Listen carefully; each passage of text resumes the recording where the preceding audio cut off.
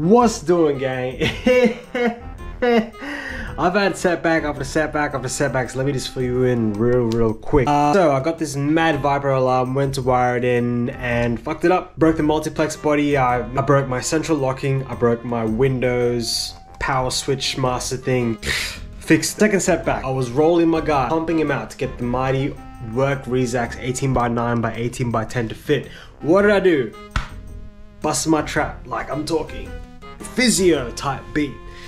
Busted my trap, and this is straight after I'd gone for the gym as well. So, boom, physio. Week after that, snowboarding. Snowboarding with the lads, E-Man and Sharky. That was hectic. Come back from snowboarding, I'm exhausted. Go pick up the in-laws from the airport, 5 AM the next day. I just stayed in the car, I just sat there and just kept her company. Wrecked, exhausted, go to work immediately in the city. Wednesday, you know what? Let's take my overworked, really tired body to the gym, right? Train. Come Thursday, my birthday, happy birthday to me. Boom. Sick. I'm talking 40-degree temperatures, and to make it, to add another layer to that, the CEO was in town for my work. Cool, I got to chat with the big dog of the company and learn a lot of cool different stories and whatnot, but still, sick as a dog. We were going out for dinner, so I decided to stay.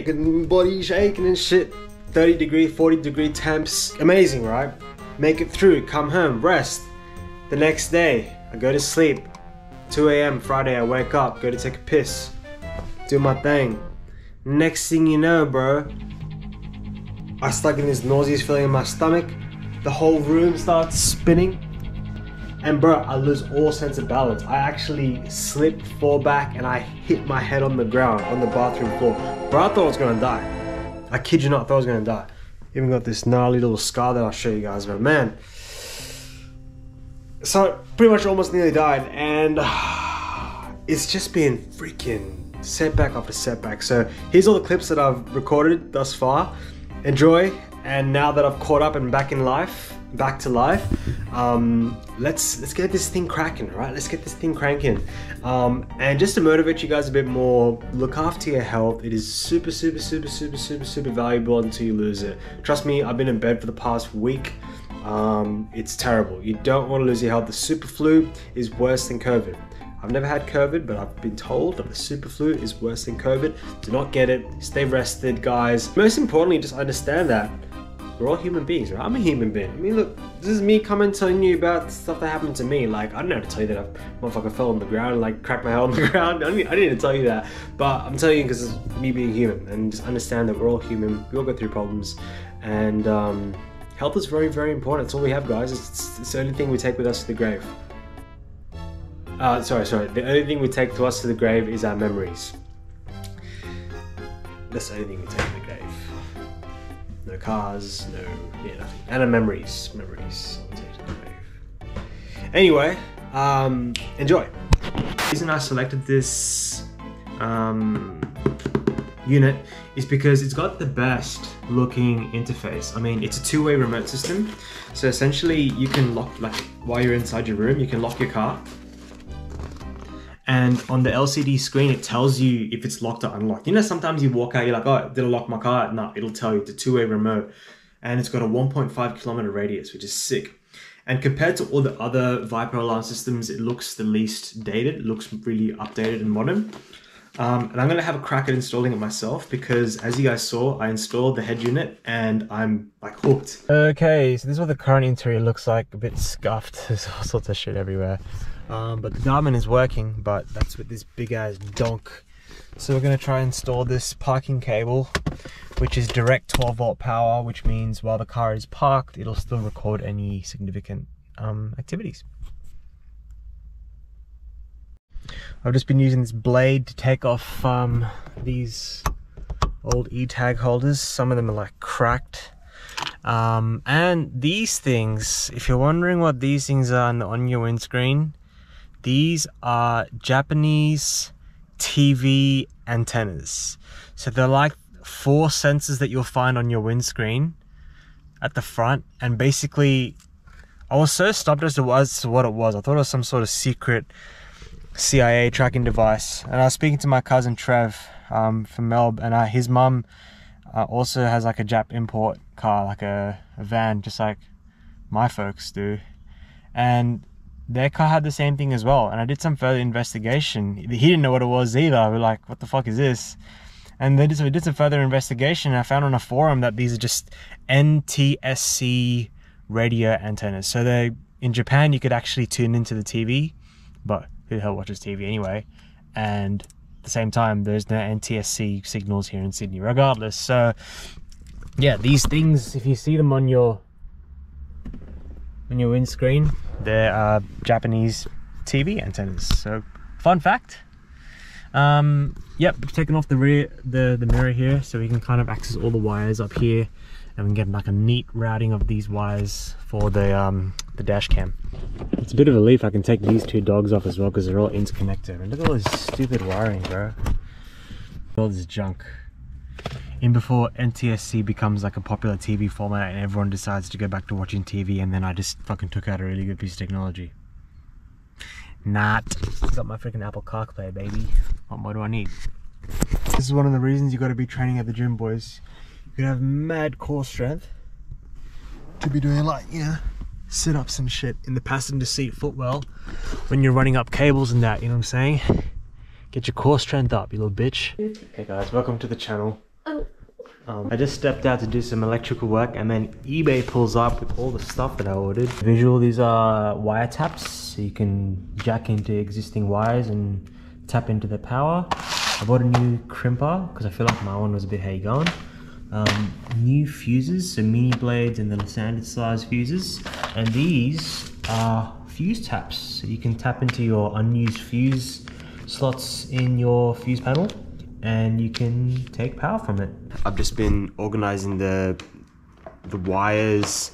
I've been watching YouTube videos, simplifying the loom. Here's what it currently looks like. It was all nice and neat before, but I just took it all off because I wanted to test the tape certain areas together. So essentially, you've got 3 harnesses. You've got the 6, what's that? This is the remote start harness. This is the 6-pin harness. There's a 2-pin harness there, if you see there, with the green and blue, for the door locks. And this is the big motherload 24-pin harness here. So essentially, it looks really intimidating, right? Because it's a shitload of wires. But after you watch a couple of videos, which I'll link down in the description below, you realize that a lot of these functions your car doesn't need or doesn't use. For instance here, this bundle that it's been chopped and bundled up are functions that we're not going to be using. These 2 pink, black and pink ignition 2 wires, we don't need them, we're not going to be using them. The reason these things have been bunched up together is because they're going to be all running from a 12-volt source. Yeah, so basically think of this as the brain. This is the brain of the entire alarm, and essentially this has a sensor that, this thing here, this is the sensor that's attached to this. And essentially what you're doing with your remote is you're communicating with the sensor, which then is connected to the brain, and then this brain is then connected to all different elements of the car. So the ignition, the door locks, power, ground, and essentially you're telling the car with the remote, open the door, close the door, lock the doors, remote start the car. Yes, this fucking system has remote start. And initially I was super overwhelmed by it and didn't want to do it, but then half the security is actually embedded into that remote start feature. So I'm going to be wiring it in as well. It's a bit daunting, the first time I've ever had to wire up an alarm system, but I'll take you guys along with the journey. Let's get it. It started raining, but I want some big brain energy, bro. Bunnings umbrella, wedged between the rear passenger seat, banging. What's up, guys? It's been a bit hey going lately. Since wiring the head unit, I've had a bit less luck wiring up this alarm. As you can see, it's nighttime, and this is what the driver's side kick panel and door looks like right now, bro. It is utter madness and chaos, because essentially what I've done is try to look for the negative door trigger, and because I couldn't find the negative door trigger, I decided to go big brain and use a relay to convert the negative signal from the alarm and bridge it across this random wire that I thought was the actual unlock button positive, but it wasn't. It was actually the wire that powers the driver's side window that I pulsed with a negative. And ever since then, I've lost central locking and I've lost control to all 3 windows from the master switch. Initially I thought it was a master switch, so this is the master switch. So the carbon fiber trim with the 4 buttons. The master switch works because I tested another master switch, and it's the same situation. And to be 100% sure that you're actually tapping into that wire before it is going doo. I think the reason I tapped into it is because when you press the unlock button, the power wire pulsed. So I thought, oh, okay, fuck, it's got to be it, but it wasn't it. That was just pulsing because it was taking power from something else and putting it into the unlock. It was taking power, yeah, fuck, it's just, yeah. Anyway, it's part of the game, bro. Like, I'm just showing you guys how it really is. I mean, some people might want to sugarcoat this shit, but I've been out here for fucking days, bro. Like, any time that I get coming out here, just plugging it away, you know what I'm saying? So, yeah, fun times. Essentially, as you guys know, the window, I done goofed. I was trying to send a negative signal to the door trigger, but I accidentally sent it to a positive connection and I shorted something. The good news is the driver's side window still works, but everything else, like the unlock, lock, and every other window, doesn't work from this master switch. Every individual window works when you pull up on the button, but not from the master switch. So I've been talking around and I thought it might even be the, what is this called? Some lock solenoid. So I even when I bought a new one, I just plugged it in and it actually goes in there. That's the original one. But I took the plug out just to test it and see if it works, but I don't think it's a solenoid either, because it works in a series. So once the driver's side locks, it sends a signal off to every other door to lock, I believe, but that wasn't the case. And I believe it's still the short that's causing the problem, which means one of these wires is burnt out and power is just being drained through it. One of the most important tools you're going to need is a jack. So here I've got the Costco jack. It's about 250 bucks. And the most important thing you want to look out for is this dual pump action here. See how it's got 2 thingos? So this thing actually pumps pretty fast compared to like a standard jack. See, that's major key alert. This is actually the very first jack that I picked up. This big donk over here. This one here. And as you can see, doesn't have the dual pump action. But dude, it's a bit slower on the come up. I remember I picked this up for like 100 bucks on Gumtree back in like 2013. Long time ago, but it's still working. Bit like not as smooth as the Costco though. So my one here is rated at 1.8 ton, the Costco one. So that should be plenty of capacity for a standard passenger vehicle. But if you're going to like 4-wheel drives, you'll need something with a high rating. Another really good essential to have if you are blessed with a garage space. Unfortunately, I'm not blessed with a garage space, but I do have garage space to put tools in, is one of these things, like a Stanley or whatever you can find type tool drawer. And the cool thing is you can organize your tools. So excuse the mess, I didn't clean up or pack up or tidy anything. I'm just gonna show you guys. So top row, I got like screwdrivers and shit, sockets, spanners, etc. More spanners, and these things are hectic too. These are called ratchet spanners. So instead of you having to use this side and go kirk, kirk, kirk, this has like a inbuilt ratchet into it, and these are really, really handy. What else is like essential to I mean, oh, these things are cool actually. So these are obviously sockets, but these little blue, see the blue rail? you can organize it by 3/8, 1/4, depending on the type of drive you use. So I've got 3 of those for 1/2-inch drive. Orange is 1/2-inch drive. I forgot what these things are, 3/8 and the other one, whatever it is. What else? Major key is a rattle gun, or what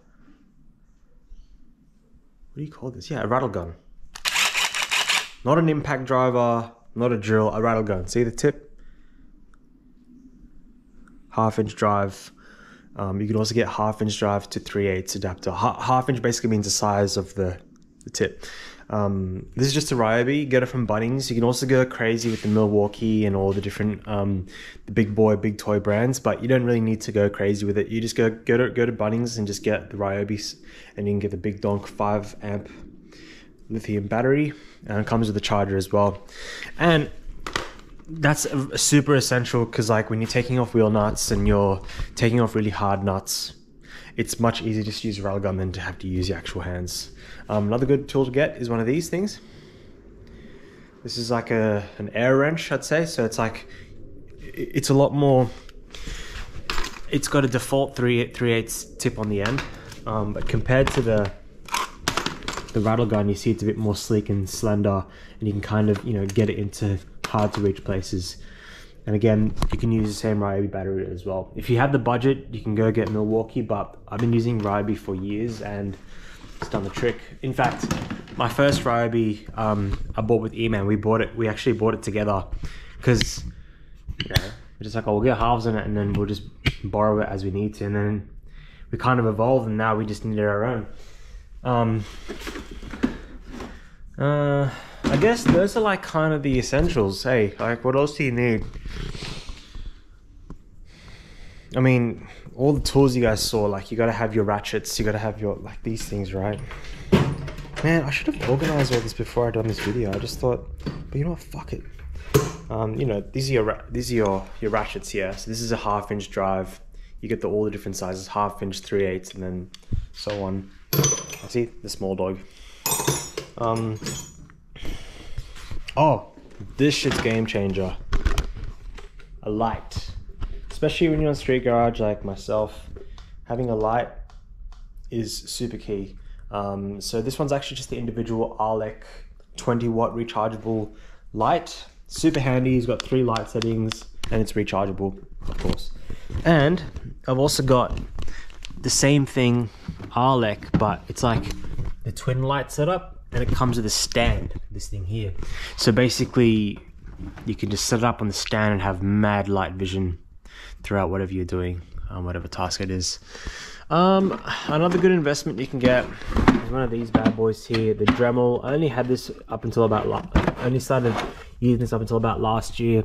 Super handy. You can get into like really tight, hard to reach places. Like this is a sanding add-on, and you can also get these cutting disc attachments, which is really handy for like cutting small things, cutting out rust. Super nimble, way better than an angle grinder when you need to get into those hard to reach places.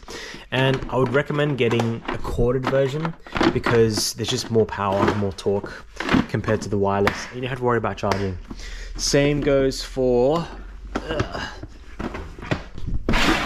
this bracket and drill. So this is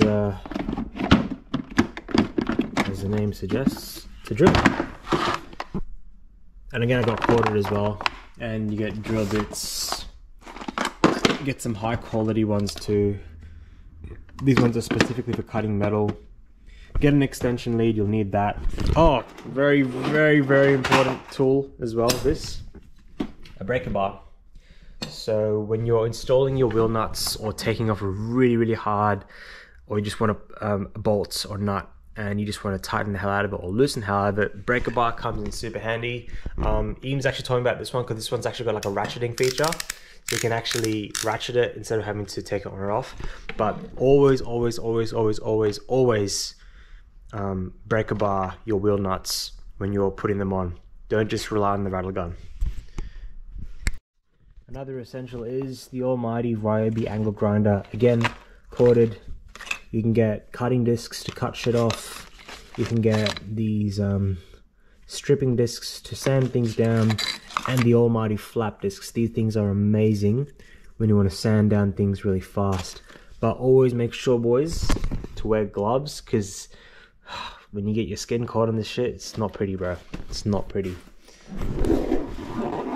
As you can see, I like a fair bit of Ryobi because it's just really good value for money, especially if you're not like a tradesperson. You don't actually use these tools that much unless you're just kind of, you know, like a DIY enthusiast. Another thing you can have, not really essential, but a heat gun. Good for distributing heat, especially when you're rolling guards, to keep the paint nice and warm when you're rolling the guards. In fact, that's something we need to do for the Mark II. Electrical wise, I won't go into it too much. You gotta get a multimeter. Fucking stupid on this. Multimeter is essential. It's 20 bucks off eBay. Does the trick. You need a set of ratchet thingers, so these will strip your wires as well as crimp them as well.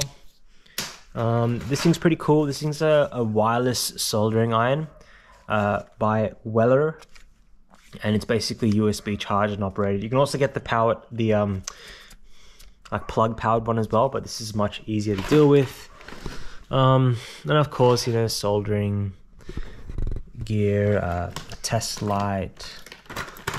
I really didn't organize this video. I just kind of just started recording, didn't really plan it out. But yeah, that's for you, Raid, my bro. Of course, you guys know I don't really have a proper garage setup as of yet, but when the time comes, when the house is built and the garage is set up, best believe it's going to be a hectic video. Right now, as you can see, all my stuff just scattered around, but when the time comes, bro, we'll do a hectic video and it'll be sick. So, another important tool to have is a portable jump starter. In the case that your battery does go flat, you want to have one of these things. Basically, as you can see, it's like a jump start. You can jump start your car. You go negative, positive, and then boom, that's the unit there. You just turn it on, plug this in, attach it to your battery, and the car starts off first go, essentially. Speaking of batteries, sometimes your battery depletes below like a certain threshold where you have to do a slow charge. So you're going to get one of these things, which is a battery charger. And essentially you go positive, negative, connector up, select to 12 volts, and you charge it. And then she works again.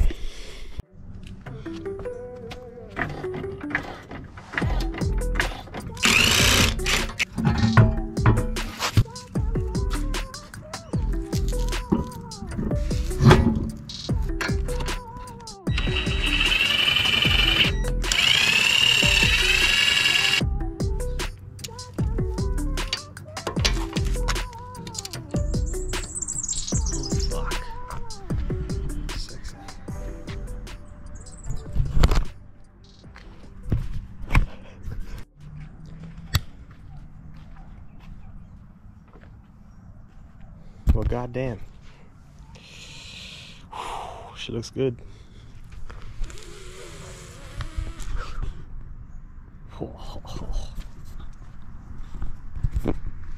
Holy smokes, Jesus,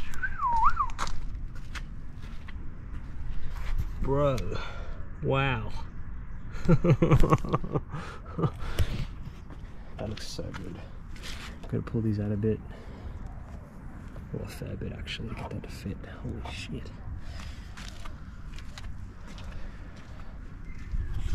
Looks good. Alright, the wheels are on and they're sticking out like a motherfucker. Let's see if she scrubs. Not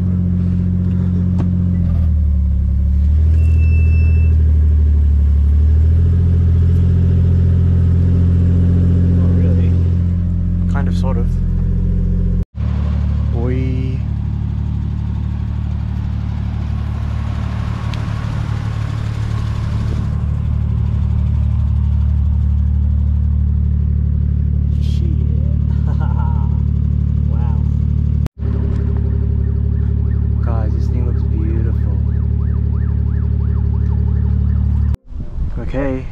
side rolling time.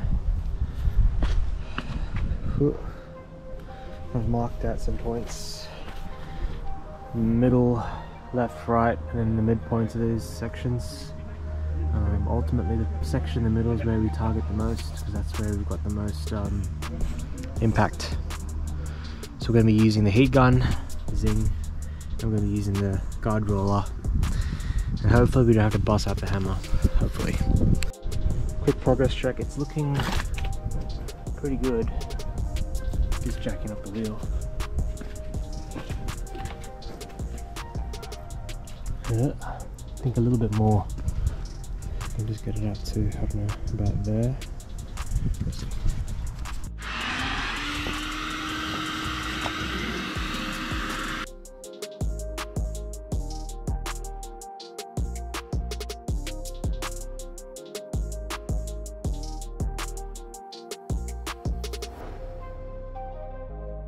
Yeah, I'm pretty happy with that.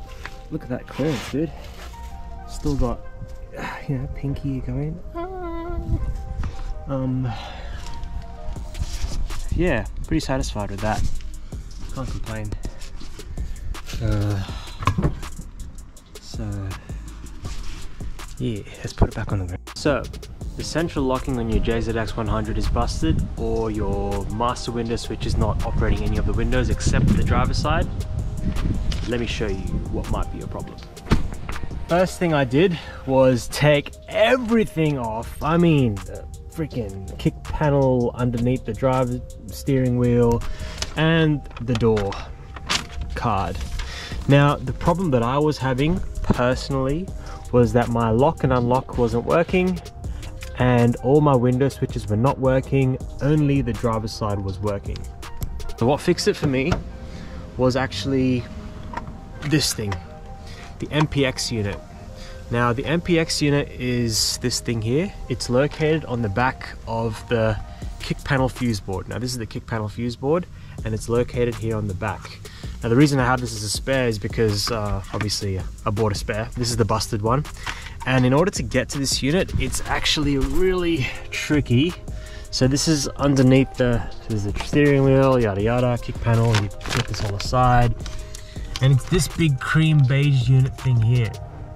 Now to take this off, there's a 10mm nut at the back here, and there's a 10mm bolt just over here. I'm not sure if you can see it, but you have to then wrestle this thing out.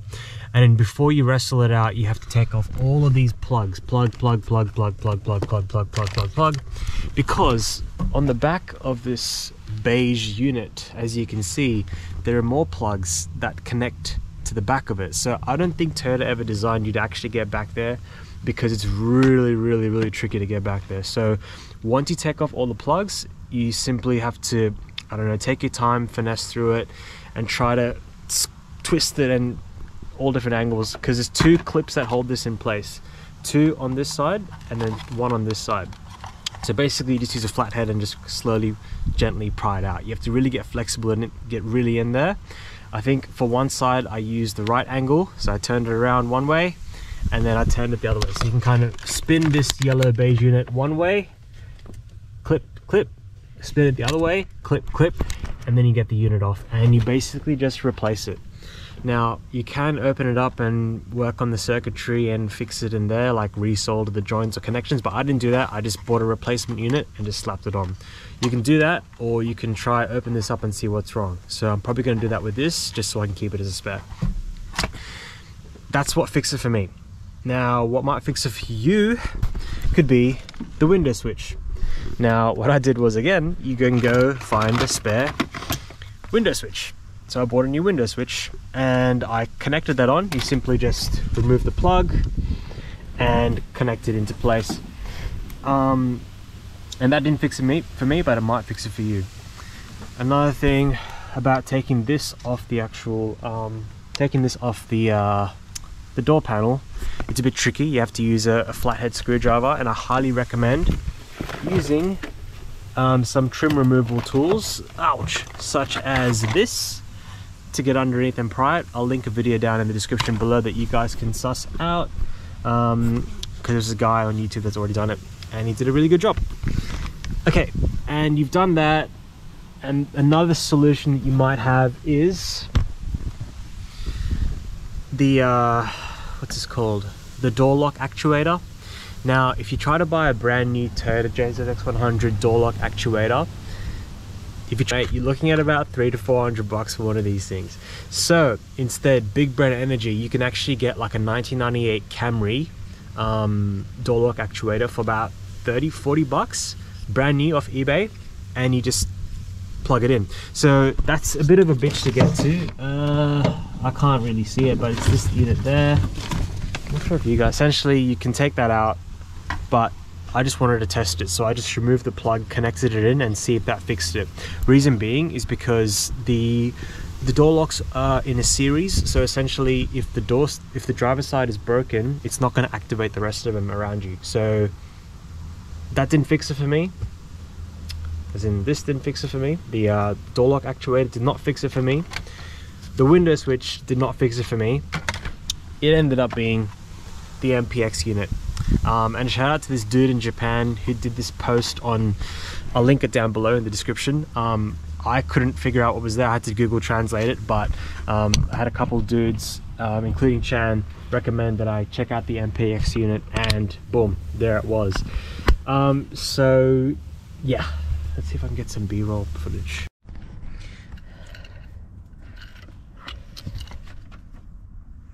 Theoretically this should work. Oh. Wrecked.